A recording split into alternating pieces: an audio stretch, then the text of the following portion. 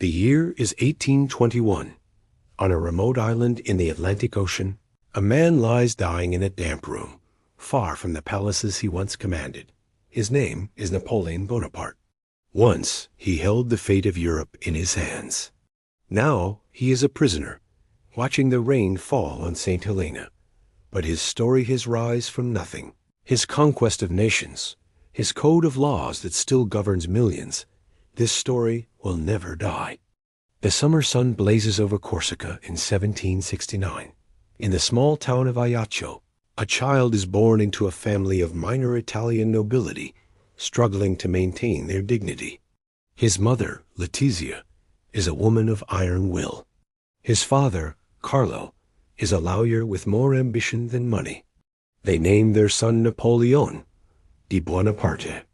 The island smells of maquis shrubland and Mediterranean salt. Corsica has just been sold by Genoa to France, and the Bonapartes must now navigate a world where their Italian heritage makes them outsiders in their own home. The boy grows up speaking Corsican, then Italian, then French with a thick accent he will never fully lose. He is small, thin, with dark eyes that seem to see too much. The other children mock him. He fights back with fists and fury.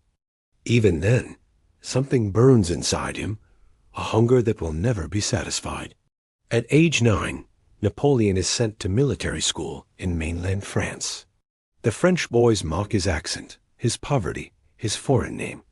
He retreats into books.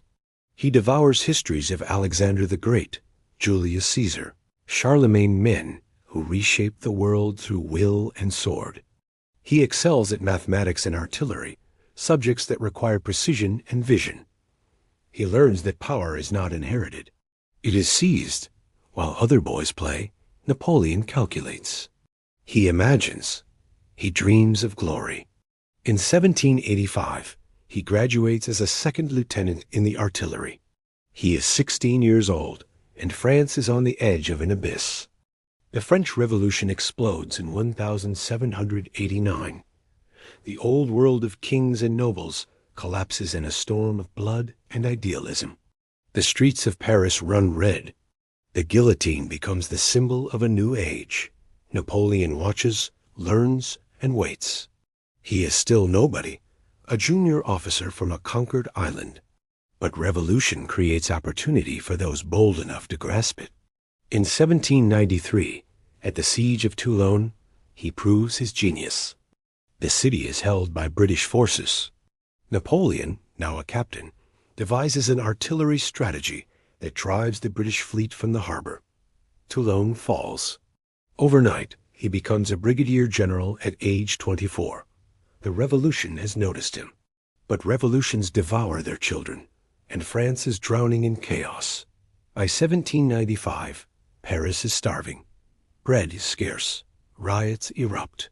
The government teeters on collapse. Napoleon is called upon to defend the National Convention against royalist rebels. He orders his artillery to fire grape-shot metal fragments that tear through flesh into the crowds. The rebellion is crushed in an afternoon. Hundreds die. Napoleon is called a savior by some, a butcher by others. He does not care about the names. He understands only results. Power respects power. Within months, he is given command of the army of Italy, a ragged, starving force that has not been paid in months.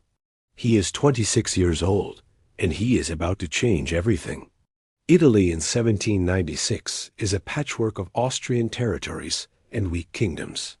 Napoleon leads his army across the Alps with a speed that terrifies his enemies. He moves faster than news can travel. He strikes where he is not expected. He divides enemy forces and destroys them one by one.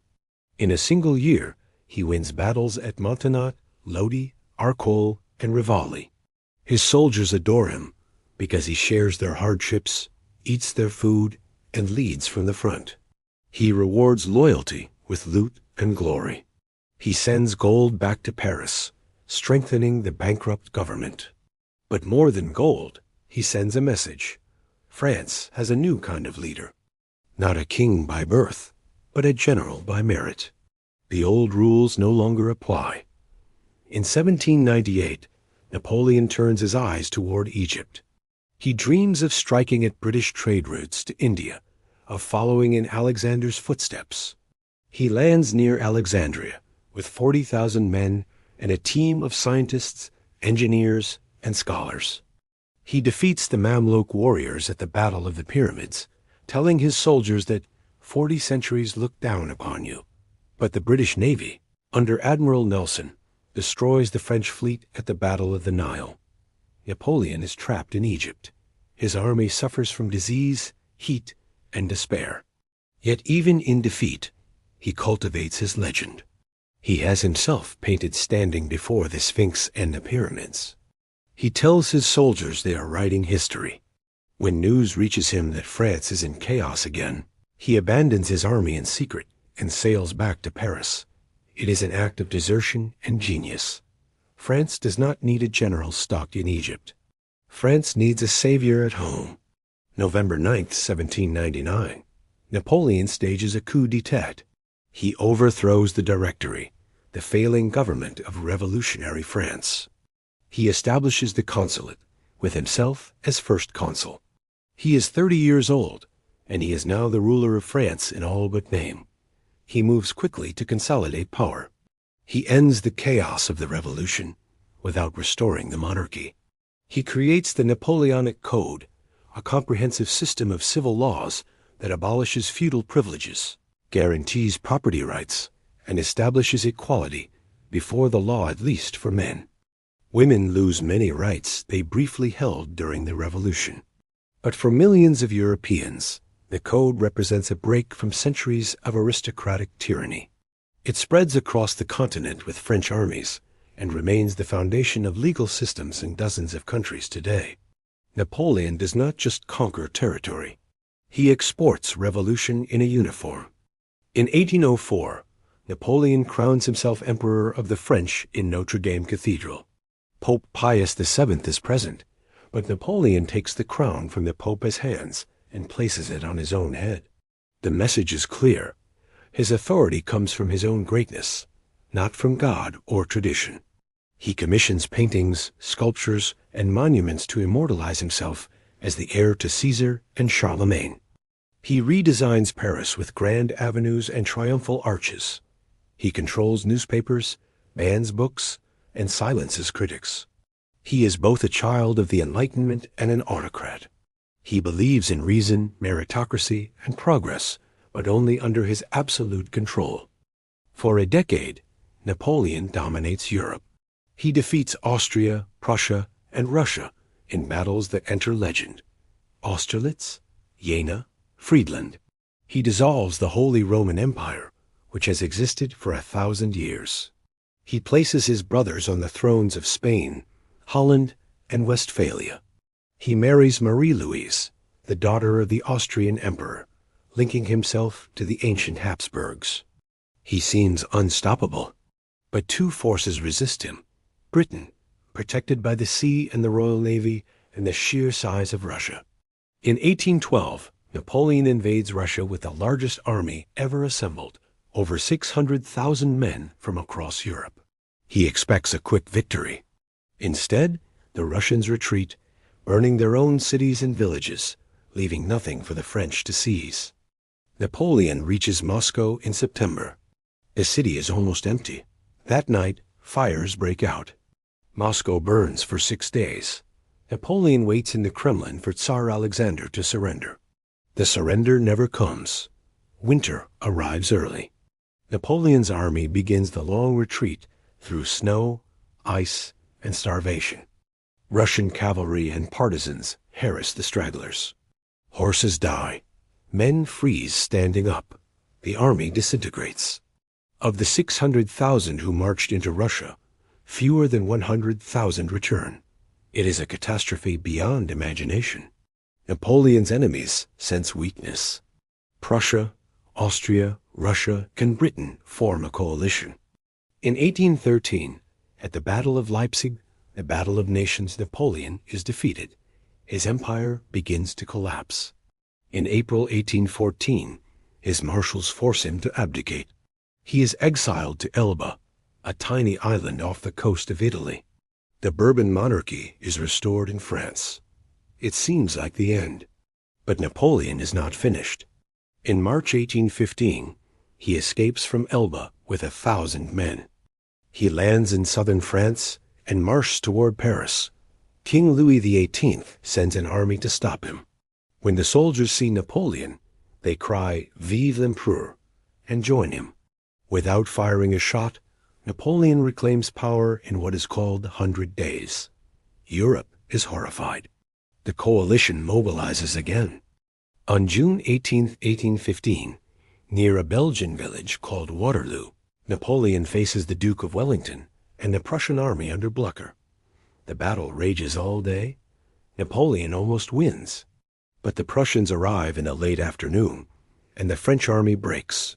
Napoleon flees. He considers sailing to America, starting over in the New World. Instead, he surrenders to the British, hoping for mercy. There is none. He is exiled to St. Helena, a volcanic rock in the South Atlantic, thousands of miles from anywhere. He will never leave. St. Helena is a prison disguised as a tropical island. Napoleon lives in a damp house called Longwood, surrounded by British guards. His health deteriorates. He suffers from stomach pain, nausea, and weakness. Some say he is poisoned with arsenic in the wallpaper or his wine. Others believe it is stomach cancer, the same disease that killed his father.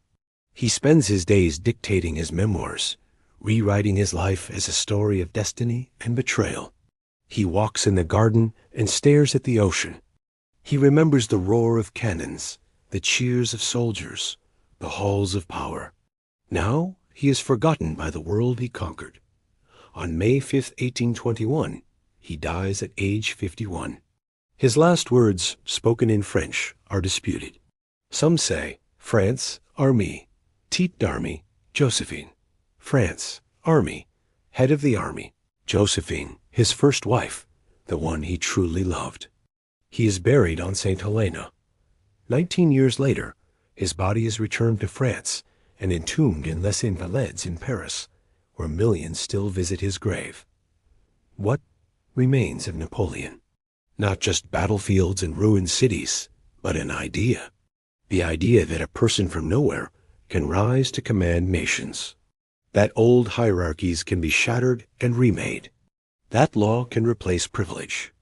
The Napoleonic Code still governs France, Belgium, parts of Italy, Spain, and Latin America. His reforms in education, infrastructure, and administration shaped the modern state. But his legacy is also war, death, and tyranny. Millions died in his wars. Slavery was restored in French colonies. Dissent was crushed. He used the language of revolution to build an empire, betraying the ideals he claimed to serve. He was both liberator and oppressor, genius and tyrant, a product of his age and a force that transcended it. He believed in his own destiny so completely that he convinced millions to die for it. And in the end, he died alone on an island, dreaming of Paris. History is made by those who refuse to accept their place in the world.